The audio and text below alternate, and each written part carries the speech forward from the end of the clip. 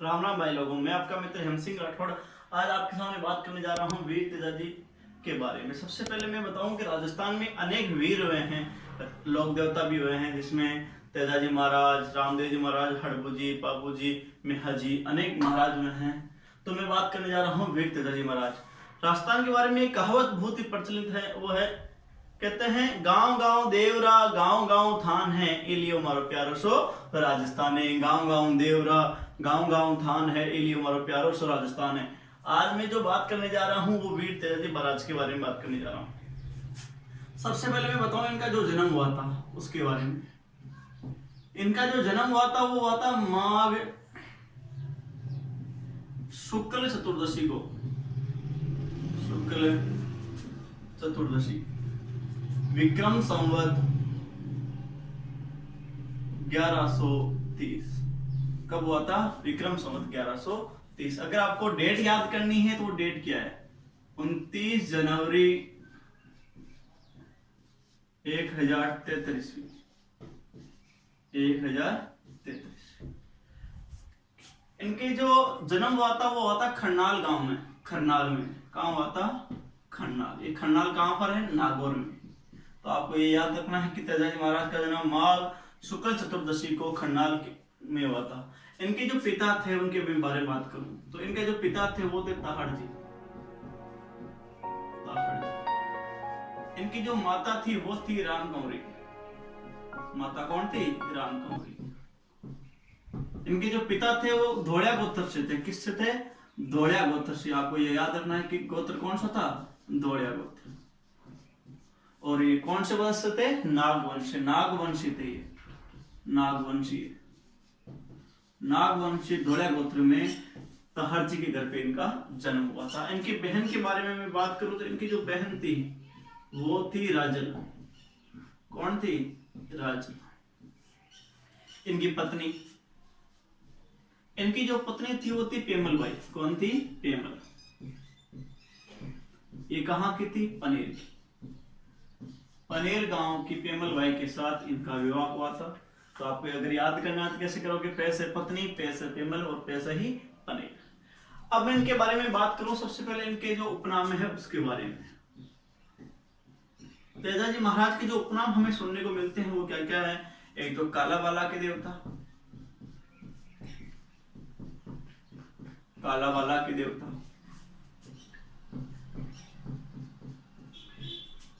इनको गोरक्षक भी कहते हैं। इस नाम से जानते हैं? गोरक्षक भी। सांपों के देवता भी इनको बोलते हैं। सांपों के देवता।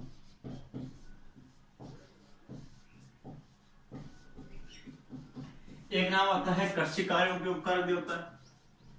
कृषि कार्यों के उपकारक देवता। कृषि कार्यों के उपकारक देवता। इनको काला बाला देवता क्यों कहते हैं? क्योंकि काला का होता है सांप और बाला का अर्थ होता है नारु रोग। नारु रोग और सर्प दोनों के ही देवता है, इसलिए इनको काला बाला के देवता कहते हैं। गायों की इन्होंने रक्षा की थी इसलिए इनको गोरक्षक भी कहते हैं। सांप के काटने का जो इलाज है वो तेजाजी महाराज के पास था, इसलिए इनको सांपों के देवता भी कहते हैं। कृषि कार्य जो किए जाते हैं उनको देवता कहते हैं, इसलिए कृषि कार्यों के ऊपर देवता भी इनको कहा जाता है। इनका जो गायन है वो मिलता है आपको तेजा टेर। क्या मिलता है? तेजा टेर। तो आपको याद रखना है इनका जो गायन है वो कौन सा है? तेजा टेर। इनकी जो घोड़ी है, घोड़ी वो है लीलन। कौन सी घोड़ी है? लीलन। या इसका नाम होता है श्रृंगारी। श्रृंगारी। इनकी जो घोड़ी थी वो कौन थी? लीलन या श्रृंगार। श्रृंगार के रखते थे इसलिए इसका नाम क्या हो गया? श्रृंगारी। तो इनका जो जन्म हुआ था माघ शुक्ल चतुर्दशी विक्रम संवत 1130 को हुआ था नागौर जिले के खंडाल गांव में। इनके जो पिता थे वो ताहड़ जी थे।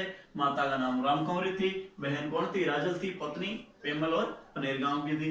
इनका जो उपनाम मिलता है वो मिलता है काला बाला के देवता, गोरक्षक, सांपों के देवता, कृषि कार्यों के उपकारक देवता।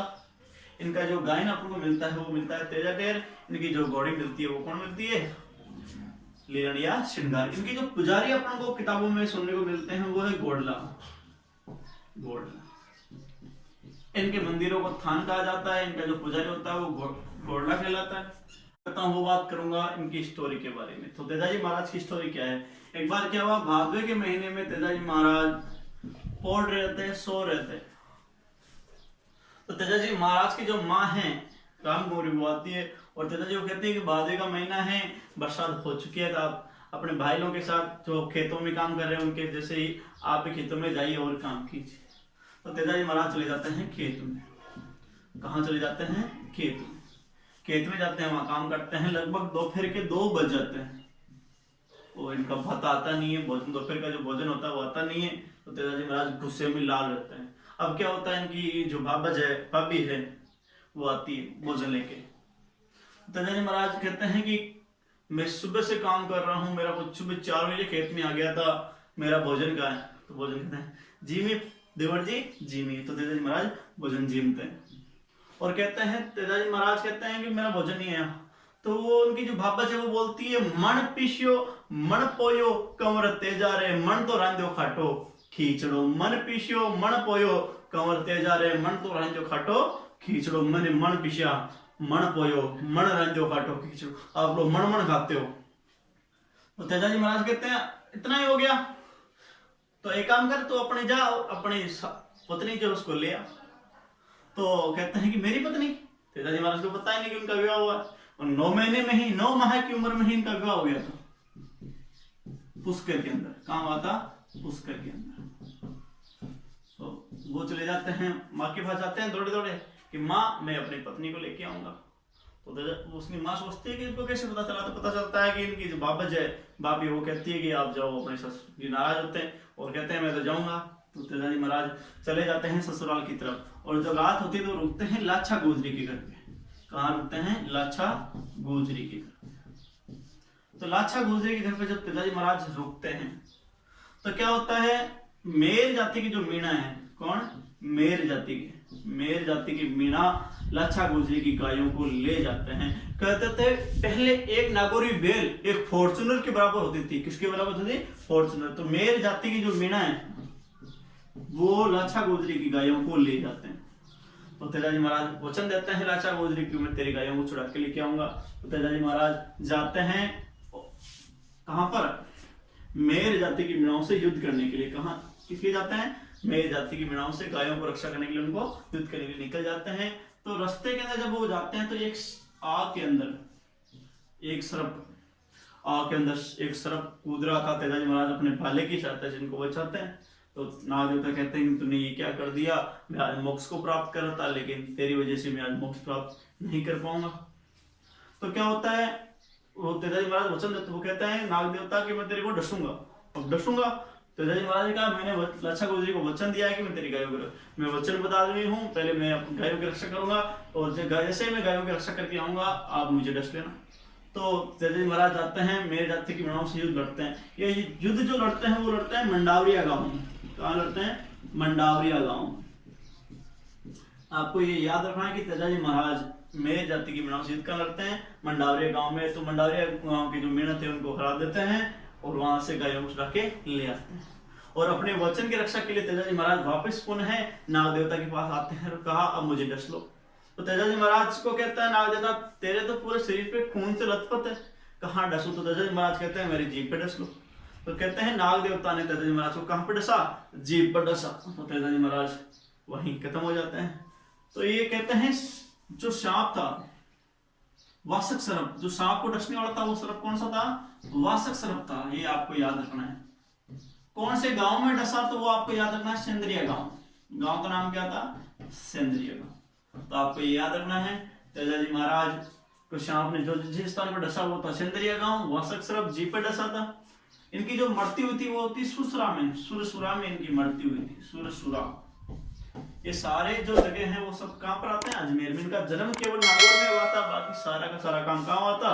अजमेर जिले में हुआ था। इनका एक जो कर्मस्थली मिलती है अपन को, एग्जाम में बहुत बार पूछा गया इनकी कर्मस्थली के बारे में। इनकी जो कर्मस्थली है वो है बांसी दुगारी, बांसी दुगारी बूंदी। कहां पे है? बूंदी।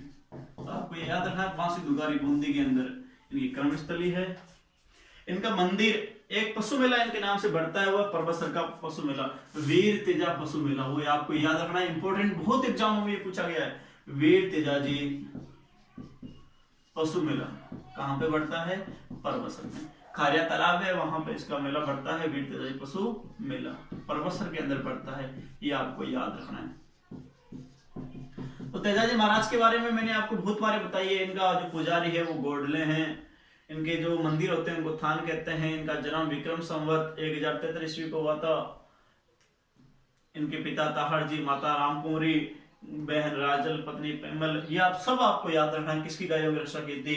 लच्छा गुजरी गायों की रक्षा की थी। किससे की थी? मेन जाति की मीणाओं से इसकी रक्षा की थी। युद्ध कहाँ पे लड़ा? मंडावरिया गांव में लड़ा। मृत्यु कहाँ हुई? सुरसरा में हुई। सेंद्रिया गांव में श्याम ने डसा था। श्याम ने किस जगह पे डसा था? वो सेंद्रिया है। और किस अंग पे डसा था? वो है जीभ। जीभ पे डसा था। और उस गांव का नाम, जिस गांव में वो श्याम ने वहां डसा था, वो था सेंद्रिया। श्याम का नाम क्या था? वाससर मिलता है। इनकी जो कर्म स्थली है वो वासी दुघारी। इनका जो गायन होता है उसको तेजा टेर कहते हैं। इनके ऊपर एक 5 रुपए का डाक टिकट भी जारी हो चुका है, ये भी आपको याद रखना। 5 रुपए का डाक टिकट भी इनके ऊपर जारी हो चुका है। आपको एक क्वेश्चन पूछता हूं, इनकी जो भाग्य थी उनका नाम क्या था? बाबज। कड़वा कड़वा बोल मत बोल भब्ज मारिए। आप कमेंट में इस प्रश्न का उत्तर भेजो कि इनकी जो भाग्य थी वो कौन थी। अब एक तो इसका कमेंट भेजोगे और इसका जो उत्तर नहीं भेजेगा उसको मैं आपको रिप्लाई दूंगा कमेंट के अंदर ही। एक इनका जो निहाल था वो कहां पर था? आप ये 2 क्वेश्चनों के उत्तर मेरे को भेजोगे, ठीक है। और अगले वीडियो में कोशिश करूंगा अगर कोई क्वेश्चन का रिप्लाई आता है तो मैं बताऊंगा कि इनका ननिहाल कहां था, भाभी कौन थी, ठीक है। जय हिंद, जय भारत। आप वीडियो को ज्यादा से ज्यादा शेयर करें, लाइक करें, कमेंट करना बिल्कुल ना भूलें।